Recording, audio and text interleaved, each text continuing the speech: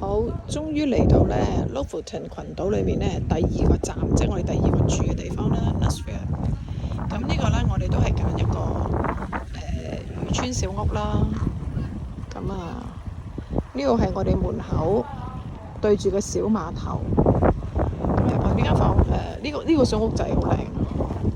咁啊，我哋入去大門，咁啊入到嚟咧，個樓底好高。咁啊，呢度咧就俾你方便啲，即係掛下啲衫啦、大褸啦。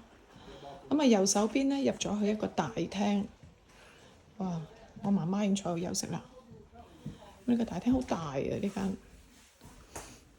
好舒服啊，佢。咁咧個餐台咧就係望住出面嘅峽灣啦，真係好舒服啊！早啲入嚟休息下。咁就 open kitchen 啦。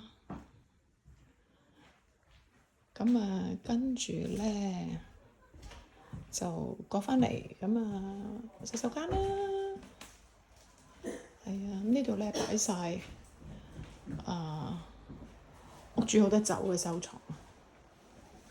咁啊，跟住其中一間房，呢間房咧可以出去我哋一個好舒適嘅平台，呢個好舒服啊！呢度嚇，咁啊出去睇下先。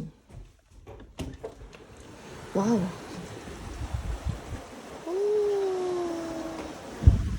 好正啊！呢度間屋喺對面嗰度，望住呢個景，聽住呢啲海浪聲。哇！天氣好好啊！頭先係落緊雨嘅，啱啱嚟到咧，陽光又出翻。咁啊，隔離係另一個單位啦。